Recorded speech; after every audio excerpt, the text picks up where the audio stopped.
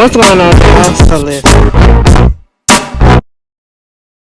What's going on, y'all? So we back finally. Girl, don't worry about it. I had some Flamin' Hot Doritos for the first time in a long time, and whew, they were kind of good. There we go. So we back again for the continuation of season 6 of The Chi. This is episode 9, The Aftermath. Probably not going to be that long of a review because this episode really was just trying to get us back into the season, because remember, it came on earlier, and because of the writer's strike, it had to go on pause. Girl, I don't understand how come it came back so freaking late. Everybody else came back last year. We had to wait till the middle of this year. But hey, I ain't complaining no more because we got the show and it's living up. Like, I'm enjoying it so far. I mean, it's the first episode back and I'm it kept my attention, okay? And at this point, we all want Duda to go. Okay, like, we don't want him to go, but we need him to go. But at the same time, who is going to be a formidable villain of the show if Duda goes? Okay, so, and that's the question that, like, when I be looking at BMF, like, the villains that they got, you know what I'm saying, that's going against the main characters or whatever, it's just not working out for the last couple of episodes. You know what I said, the last season, I should say. And then we want the old people back. So I hope if something does happen to Duda, that when the next season come around, because they were renewed for season 7, I hope if that he gets taken out or he gets put in jail or whatever, and we get somebody else, it's somebody else that actually makes sense and can hold that same essence but in a different way. You know what I'm saying? But anyway, we getting into it. Yeah, I remember at the end of the first half of the season, Emmett and Rob wanted to take Duda out. Now see, Rob wanted to take Duda out for the simple fact that he found out who it was that killed his uncle, which was Q. Okay, truth be told, Q needed to go. All right, you know, we don't support the child stuff. Okay, we don't support that. But that's his mama brother. His mama brother, aka Miss Alicia, aka Lynn Whitfield, okay, aka Lady May. All right, and she the one that wanted to, like, I give you this money or whatever. You tell me who took my brother out. Okay, you go out there, you kill him, you do what you got to do. And so he was about to do that, and I forgot what it was that Emmett wanted him. I guess because he didn't want him. Somebody remind me why Emmett wanted him gone. It really don't matter, because I mean, it's understandable if you do, because, you know, he's tired of being under his thumb. But either way, both of them went over there to try to take Duda out, and Rob wound up getting shot, getting into the hospital. Emmett wound up getting found out, right? So at this point, it's all hands on deck, okay? Duda want everybody to go after Emmett. And I'm just like, Emmett, how you gonna talk your way out of this? Okay, Emmett is at the crib. He's scared because they were over there at Smokey's, and next thing you know, Zay and Nuck and them, they rolled past and they shot the place up.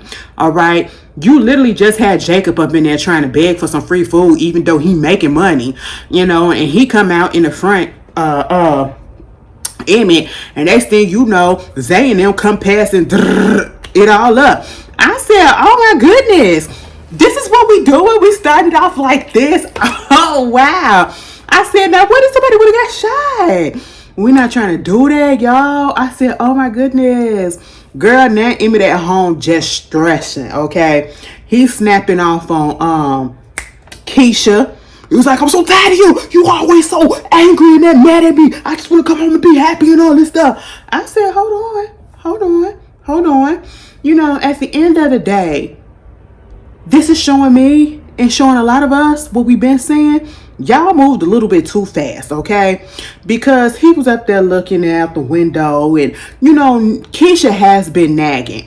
They have been nagging each other for the past season, right?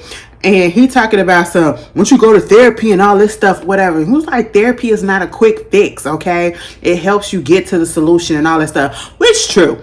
All right. But at the same time, it's like, you can't just blame one person because everybody, both of y'all play a part in this. Like she said, you wanted the big house. He wanted to get it for you. He's up here trying to do any and everything to appease her, to make, him look good, to be this so-called family man, and to run a successful business, right? And so you doing whatever you can, and you wind up getting involved with the wrong people. Even though I think Keisha said she didn't want him involved with Duda, but of course he don't want to listen, and this is exactly why, right? You can't get from underneath his thumb. You try to take him out, you hit, you miss, okay? And now you're a target. Now both of y'all scared, both of y'all stressed, and now y'all turn on each other for a second. At this point, Keisha and Emmett ain't been doing nothing but getting on each other's nerves since they got together in this house. Okay? It's kind of irritating at this point. I need y'all to come together. Okay? It was a good thing that they both admitted that they were scared and they apologized to each other. But it's getting irritating. Victor, I don't know what you're trying to do. Victor tried to go over there and check Duda out, but he wasn't at the warehouse or whatever. Bakari just so happened to be there. And he was like, what you trying to do? You trying to do this with a gun and all this stuff? I said, Victor, go home. You are a councilman now. You can't be doing this. When he do get home, he's stressed the hell out. Okay? He up there smoking again. Fatima come out there. I said, Fatima, let him rock. All right? He is going through it. I'm not trying to be with somebody that's going to be a killer. I said he already been. What was his name? Trip? Or whatever the fuck his name was. Girl, he already was, okay? Too late. Once one, always one. You know what I'm saying? And you see what's going on, and you see your man stressed out. Give him his space. Okay? Just give him his space. And pause. Jake.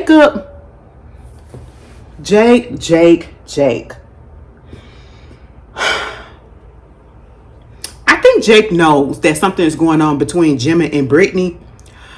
Either that, or he knows that their relationship is not as tight as it used to be. Because when he was in that restaurant talking to Papa, Papa said, where Gemma at? He was like, I don't know. I ain't her keeper. I said, oh, what's that about? It was like she probably over there with, Brittany doing that music stuff. And he said, Papa said, you sure that's all they doing? I said, clock it, Papa. Clock it. Listen, Papa be seeing everything, okay? At this point, he got that third eye open, all right? And I was just like, at this point, Gemma is focused on her business. Jake is focused on his business. We see him on the Instagram talking to other girls on the Instagram. And I mean, at this point, I don't really care because Gemma up there about to Brittany. She about to like, girl, what? Jake, I still don't I understand that you trying to do business and you trying to be a business owner, and so therefore, he took over Kevin's apartment. Remember, he took over Kevin's apartment, and remember he was selling clothes out of the house with him and Victor. So now he's selling clothes out of his own apartment. My whole thing about that is, I get it, but I need some type of security. Okay, I need some type of guards or whatever, because first of all, you got too many people that know where you lay your head at. I really feel like that is so dangerous. Okay, and this is Chicago, South Side too. Like, no shade, I know my city. Okay, and I'm just like, you really gonna be doing this, and people know where you sleep at. People know you got a little bit of money up in there because you run your business out of there. Like, I hope don't nothing happen. All right. Because then next thing you know, here comes Zay. Zay comes up in there basically looking at his stuff and like, all this cool or whatever. How about you get this type of money? Like $30,000. I don't know how much it was. Probably was $30,000. I said, Jake, why would you take that? Mind you, Jake grew up around Duda. Jake at one point was in Duda's home for a while. Jake knows how Duda is firsthand, okay? We remember season 1, season 2. You know what I'm saying? And I'm just like, Jake, you know what's going on with everything right about now. You can't tell me that he's in the dark, but at the end of the day, he knows Duda. He can tell who works for Duda. Zay clearly works for Duda, and he just randomly comes up in your place and he just randomly say, I want to invest in your stuff, and gives you this stack of cash for nothing? For nothing? And you think that you got it under control and you know how he worked? I was so over it. I said, come on now, Jake. He thinking about the fact that, you know, he can get this and he can pay off this. And even Victor was trying to tell him, why would you take that? You know, Victor tried to get him to come down and do the little men circle. He don't want to do that at this point. And I was just like, you know what, Victor, at this point, I know you trying to be your brother's keeper, but a hard head makes a soft behind. And at this point, Jacob gonna have to learn. He thinks since he's out of school, since he's probably 18 now, he thinks he's an adult. He thinks he's grown. He thinks he know what he's doing and he can work it out. Absolutely not. Absolutely not. Okay? And so I'm just like, ugh. Now I'm worried about Jake. Who would have thought? I am worried about Jake. Okay? Like, what are you about? You see what's going on between Emmett and Duda at this point. Why would you take that money?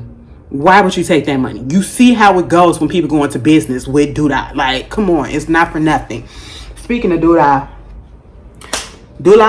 had all the dudes together and his soldiers together and said, listen, I want Emmett gone. He got to die. I said, oh my God. It's like that. But on the same thing, I understand it. Because listen, you ain't going to try to take a shot at me and try to take me out the game and it ain't going to be no retaliation. I'm supposed to be this big figurehead. No, I got a rep to uphold. And so therefore, he want everybody to go and take him out. Bakari, he in his feelings because he knows Emmett. And they said something about Papa. No, he was like, yeah, I tried. Duda asked his people, did you send a warning? He said, and Zay was like, yeah, we shot up Smokey. Duda got pissed and was like, what the fuck do you mean that you shot up Smokies? He was like, I mean, what's the problem? Ain't nobody get hit. He was like, so the fuck what? That's my business. You gonna shoot up my business? Like, that just don't look right. And that's the problem when it comes to Zay. Zay came into this whole thing thinking that I could be the toughest. I could show that I could be his right hand man. But I could also think I'm smarter than Nuck and all that stuff, whatever. But it just don't work like that. And he keeps proving that he still got learning to do. And he not ready to be in a leadership position, right? And so at this point, it's greenlit on Emmett at this point. When he said that he shot up Smokey, Bakari was like, Papa worked up at Smokey. He was up there. And he was like, so what? And he was like getting upset, about to cry, whatever. They laughing. And he was like, what the fuck you laughing at? That's my family. He go, Nuck, I told you, you ain't got no family. Your family right here. I said, what? Fuck all that. Get me the hell up out of here. And see, the sad thing about it, Duda ain't finna let him go. Bakari was about to leave. He was like, sit your $5 ass down before I make change. I said, now come on, New Jack City. Nino Brown already did that. Martin did it better. Okay, so quit. We can't keep on recycling lines, okay? But anyway, so you got that going on. He also wants the person that got shot. He don't know that it was Rob, and I think he kind of figured it out because Rob got shot on the same day and he's in the hospital. So of course you got Nuck sneaking up into the hospital dressed up as like a nurse or orderly, and he just so happened to deliver some flowers or whatever, and he had a gun with him with a silencer, and he wasn't in the room. Why? Because Alicia had him moved out back to her home with with a nurse and all that stuff and a monitor and all that, okay, just for safekeeping, because she was like she told Tiffany, whoever he went after, they're 9 out of 10 is going to try to come after him because they're still here. All right. So at this point, I'm just like, this is crazy. This is crazy. So that one particular scene when Emmett, Keisha, and Tiffany was over there at Alicia's house, and Alicia was like, who the fuck are y'all? okay? Because she said, I told you about letting all these people up in his house. And she was like, well, they good. We cool or whatever. And she was like, explain the relationship. Okay, well, Emmett and Keisha used to go together, right? They broke up. Then Emmett and me got together, but we broke up. Then I got with Rob and he got back with Keisha. And you know, since me and Emmett got a kid together, we decided that we was going to work things out to keep things cordial so we can, you know, be on the good foot. Bitch, at this point, Alicia said, now how many kids is it between y'all? How many kids is it in this story? Girl, I had forgot Emmett had other kids, other baby mamas, since we don't see them. Okay, he was like, well, Keisha was like, well, I got a son. They got a kid.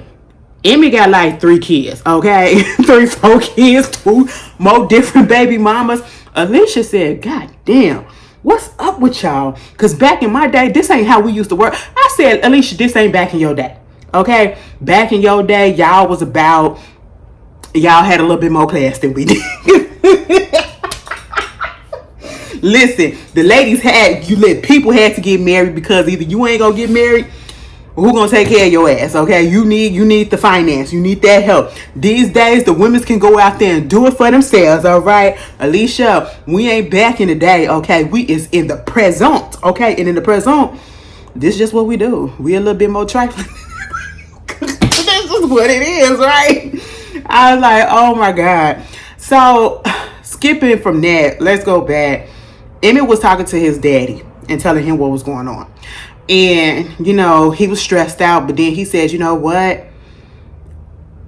I'm going to make it so that dude I can't kill me. And I got something planned. He about to go down to Smokies. He was cleaning up and his mama showed up and she was like, I'm not going to bury you.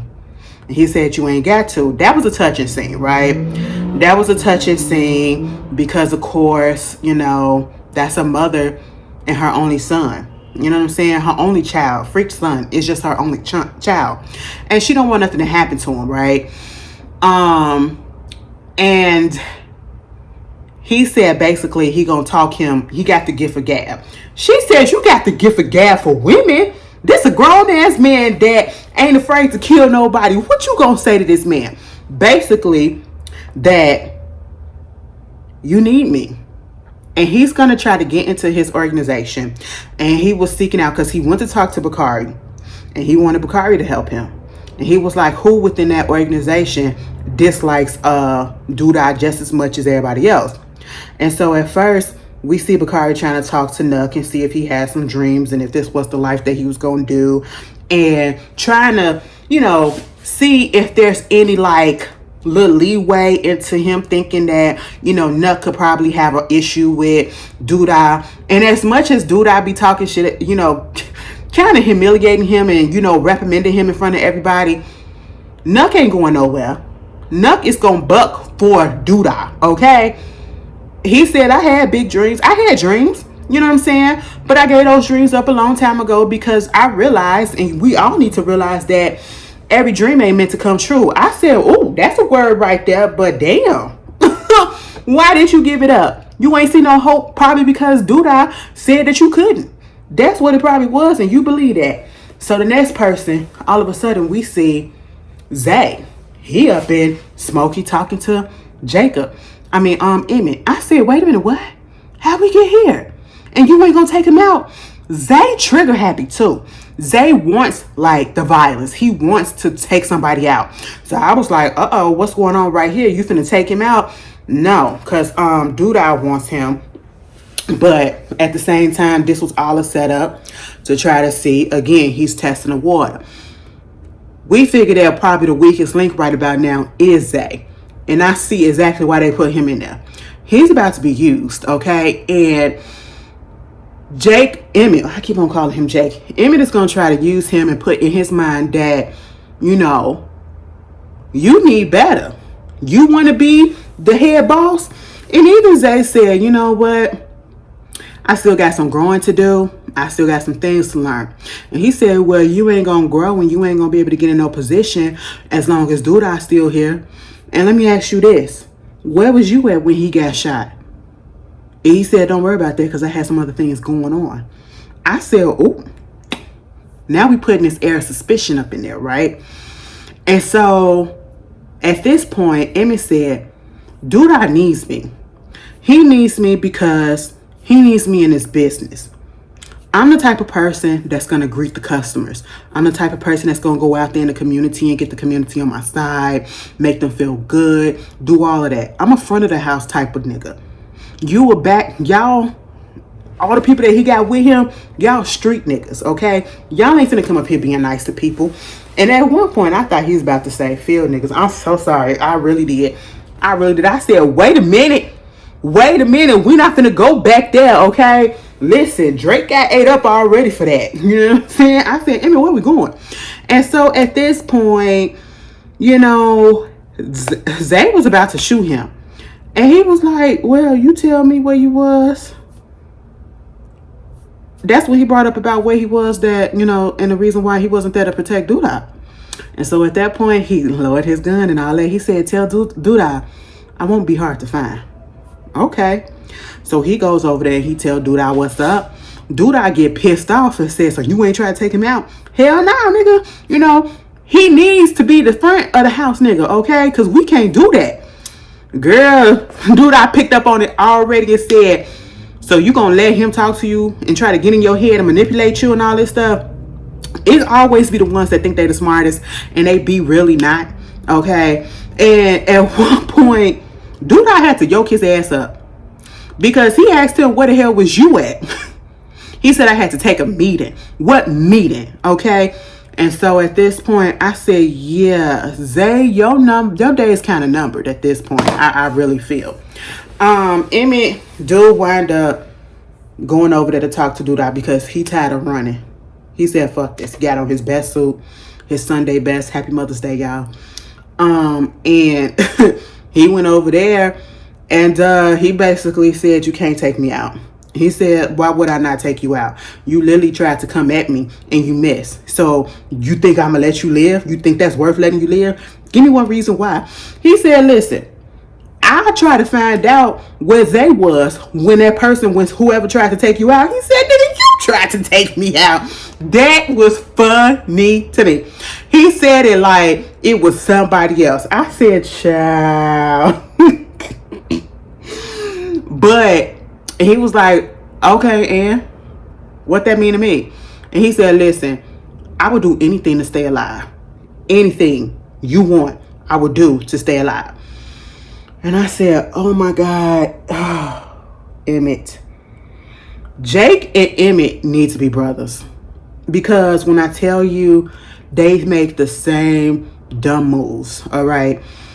I'm sitting here like, I know that we say anything just to get off the hook, just so we can get, you know, anybody probably would have said that too, but I'm like, you did all of this so that you can get from underneath the thumb of Duda, right? Now you're back in bed with him, and even to a more drastic point. Duda said, okay, he showed him a picture, and it's a picture of Alicia. He said, body for a body. I said, oh my God, he want him to take her out. I said, child, Emmett ain't no killer. We already seen that. I said, see, this is what you get for opening up your mouth, you know, and this is what you get for doing things when you are thoroughly not prepared and Victor told you not to do it, okay? Now you in deeper shit, all right? Now, how you gonna get yourself out of this? You was literally just up in Alicia's house, okay? Rob, he okay. You know what I'm saying? Alicia needs to understand that Tiffany is the woman in his life right about now. You really wasn't in his life the way that he needed you to be, and you can't come in trying to play mommy just because he almost died. But hey, it is what it is. And speaking of her, Miss Bianca, aka Tony Child, she came over to the crib. Tiff let her in, and I was so confused. I said, excuse me, Miss Tiffany. Now, I understand that lady is up in there with her son or whatever, and you trying to make sure your baby daddy or your soon-to-be baby daddy is okay. Why are you smoking in that lady house? Did she let you do that? I just felt that was really, really rude, okay? But Bianca came to that door and she let her in. And I said, don't let her in because she in cahoots with Duda, okay? And so we get to find out that Alicia helped her invest in her cigar bar.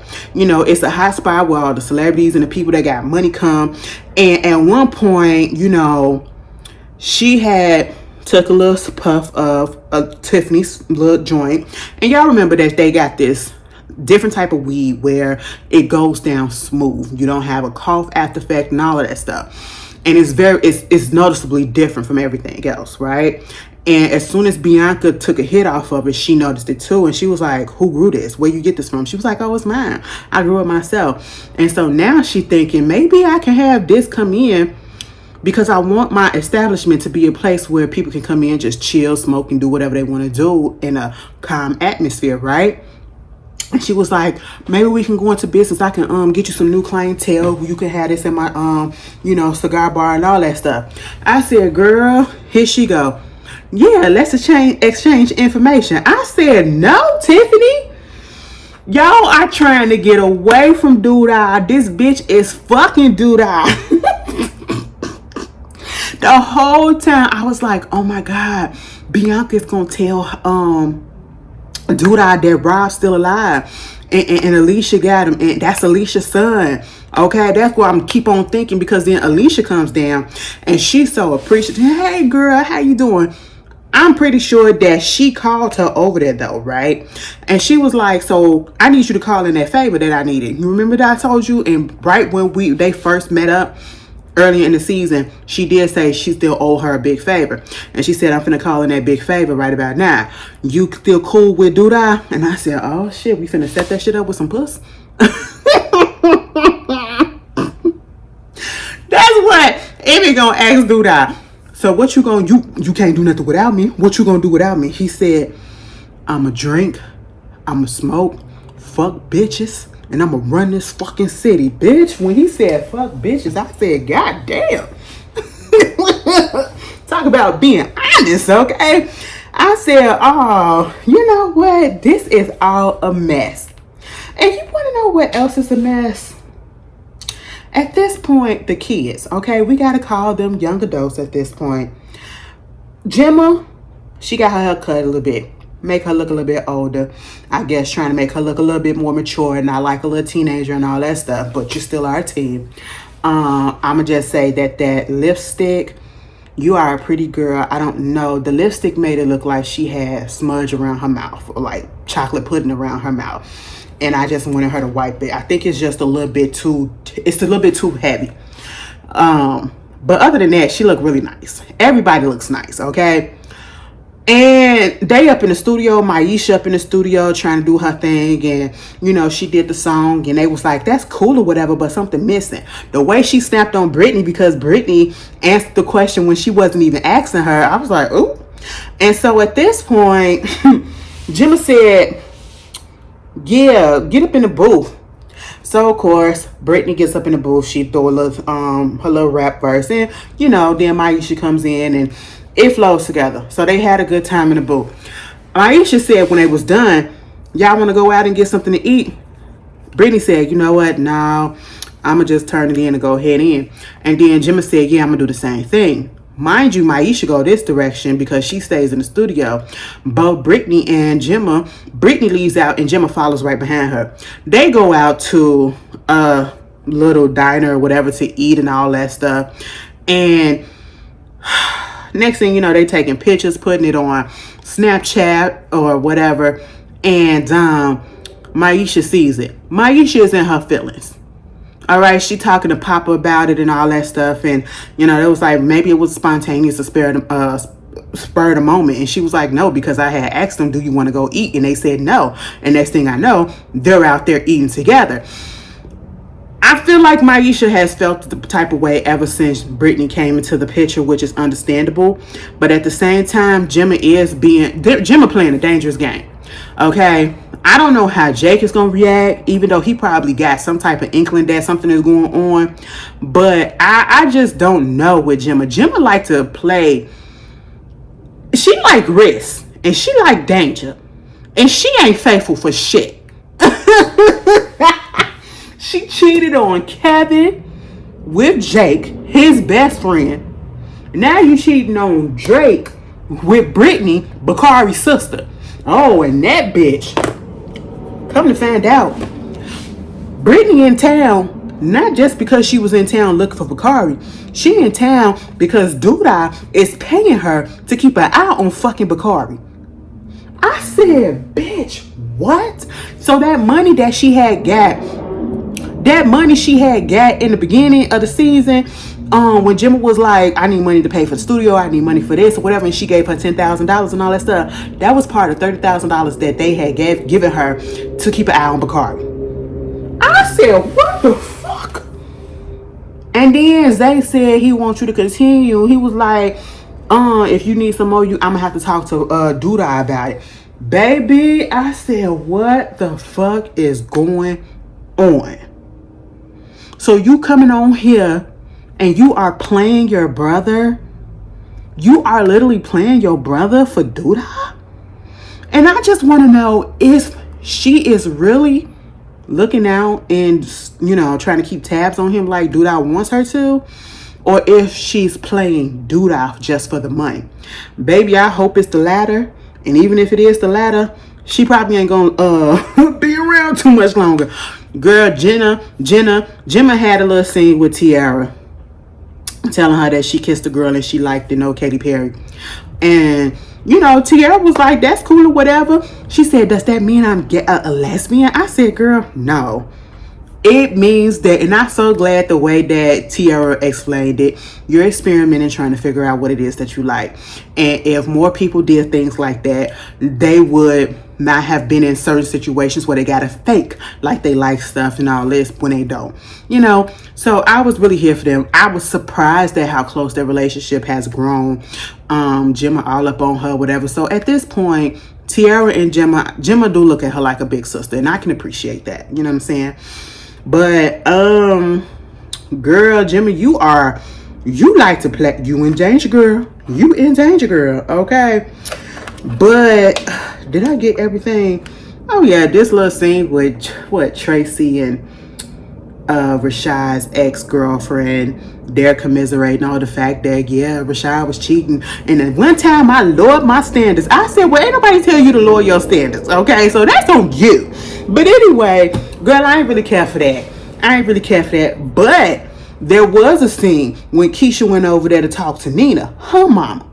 Now she said she was up there trying to be like, I don't know what you and Emmy got into and all this stuff. She was like, girl, why you always talking? And if you knew all about relationship, how come your relationship with Dre is messed up? She said, girl, couples go through things or whatever. And so that's just what it is. And she was like, well, then what's going on? She still talking to her ex-girlfriend?